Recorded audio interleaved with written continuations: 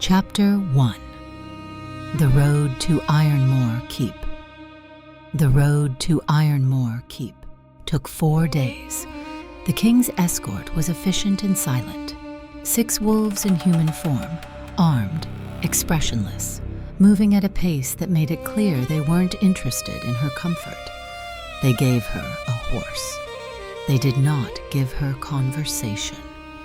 When she asked one of them, a broad-shouldered woman with a scar across her chin, what she should expect when they arrived, the woman looked at her the way you look at a question that doesn't deserve an answer, and went back to watching the road. Senna spent the 4 days watching the landscape change. Ashvale sat in the valley, small, green, hemmed in by hills that had always felt protective and were starting to feel like walls. The further north they rode, the bigger the sky got. The trees thinned. The land opened into rolling gray-gold moorland that seemed to go on forever, broken only by outcroppings of dark rock and the occasional distant glint of water. It was beautiful in the way that dangerous things often were, vast and cold and completely indifferent to whether you survived it. Ironmoor Keep appeared on the afternoon of the 4th day, rising from a hillside like something that had grown there rather than been built. Dark stone, high towers, narrow windows that watched the approaching road like eyes. The outer walls were massive, old, she could tell, the kind of old that meant this place had seen things, survived things, the kind of old that didn't need to announce itself. At first, Senna thought the shadow over the keep belonged to the weather. The sky above Ironmoor had darkened strangely, gathering in a low, bruised mass around the towers. Then the shape moved. Not cloud, not smoke.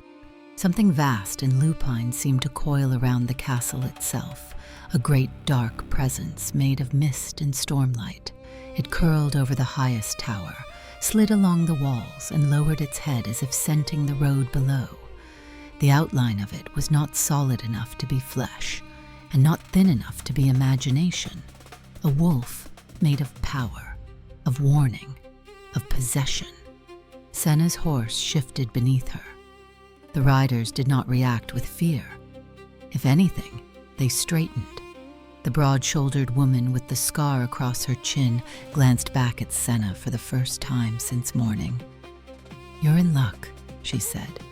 Senna looked at the dark shape circling the keep. "Am I?" "The Alpha King has returned." The words should have explained the sight. They did not.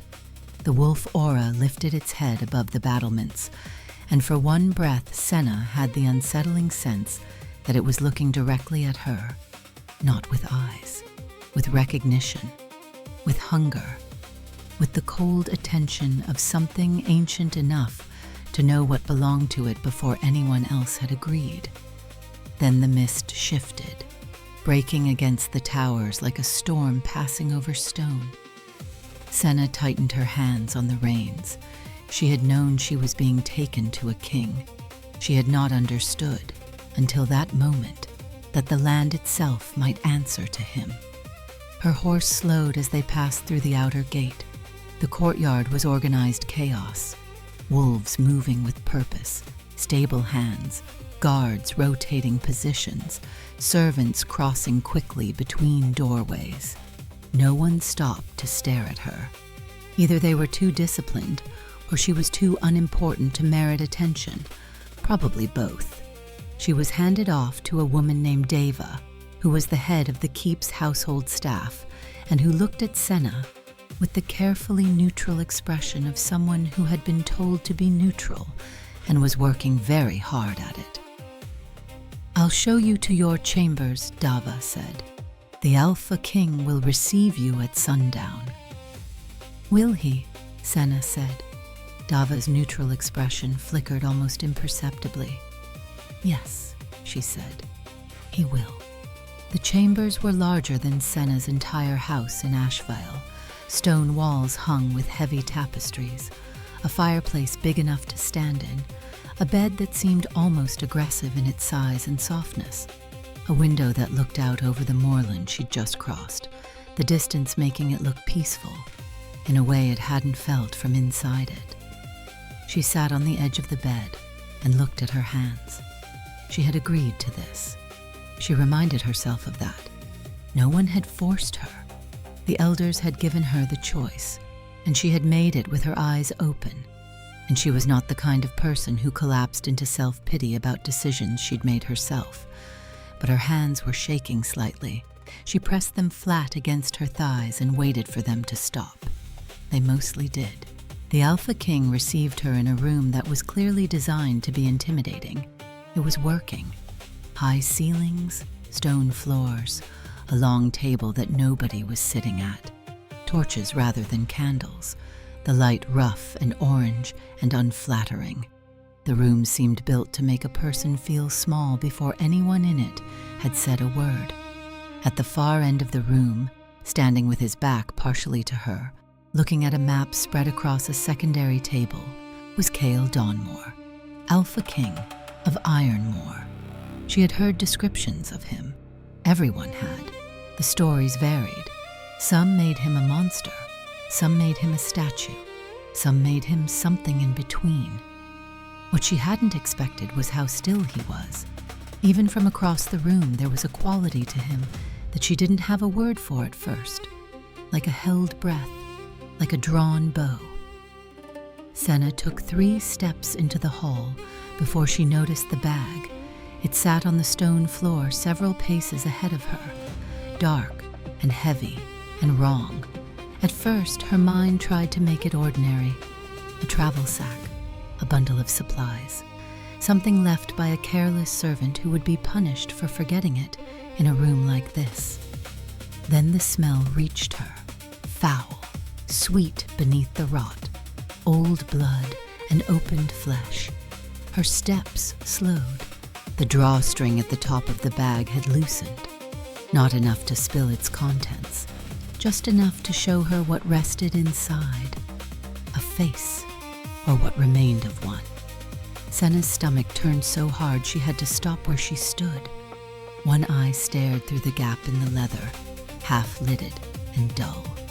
Dark hair clung near the opening. The bag had not been placed there by accident. Nothing in this room happened by accident. Her hand went to her mouth before she could stop it. Across the room, Cael did not turn immediately. Of course he knew she had seen it. She understood that, with a clarity that made the back of her neck go cold. He had known she would enter, known where her eyes would fall, known what the smell would do before she had even taken her first breath inside the hall. Then he turned, not startled, not apologetic. He had simply been choosing when to acknowledge her. He looked first at her face, then at the hand over her mouth, then at the bag between them. "That was one of my enemies," he said. His voice was low, final, and without remorse. For a moment, neither of them moved. Then Cael's gaze returned to her. It traveled with deliberate restraint, not the careless appraisal of a man looking at a body, but the sharper assessment of a king measuring what had been sent to him. The plain travel dress, the stiff line of her shoulders, the hand she forced away from her mouth, even though disgust still tightened her face. The chin lifting by inches, as if she would rather choke on fear than let him see it, and then her scent reached him fully. She carried the moor with her, damp earth, fallen leaves, cold air caught in wool and linen, the edge of autumn clinging to her skin, as if the road itself had followed her into his hall, and beneath it, softer, warmer, more dangerous, woman. Cael went very still. The thought was unwelcome, immediate, inconvenient. He had expected a political offering, a frightened village girl dressed up as a solution, someone pliable enough to be useful and forgettable enough not to complicate anything. This woman was neither. Senna forced herself to lower her hand. It took more discipline than she wanted him to know. I gathered he was not a guest, she said. Something moved in the room after that. Not sound, not air. Attention. Cael studied her. What he saw, she would learn later, was not what he had expected. The envoy's report had described her as unremarkable. The envoy had apparently been paying attention to the wrong things. She was tall for a woman of her pack, brown-skinned and bright-eyed, her curls pinned back with the practical efficiency of someone who had made peace with the fact that they would escape regardless. Her figure was unmistakably feminine beneath the plain traveling clothes, and she stood with her spine very straight and her hands visible at her sides, and her chin at an angle that said she was not unaware of being assessed and had decided not to perform discomfort about it. His gaze lingered on her for a moment longer. Then he moved to the long table and sat, gesturing for her to do the same. Senna walked around the bag. She did not look at it again. She sat across from him, spine straight, hands flat on the table where he could see them. She had decided on the ride here that whatever else happened, she would not appear afraid. Not because she wasn't, she was, but because fear was the one thing she couldn't afford to give him. "Senna of Ashvale," he said. "Alpha King," she replied. "You understand the arrangement," he said. It wasn't a question. Politically motivated mating, public performance of a bond for the benefit of your court and my pack's continued autonomy. Yes. Something crossed his face, not quite surprise, more like recalibration. Your elders explained it plainly.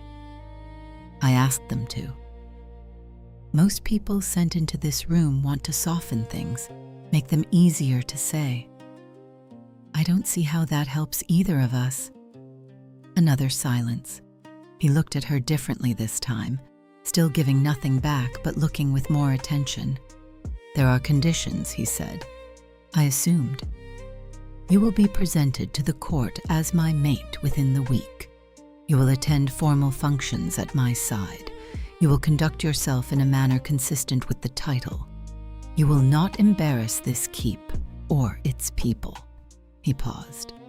In private, I make no demands of you. Your chambers are your own. Your time is your own. I have no interest in... He chose the word carefully. Performance behind closed doors.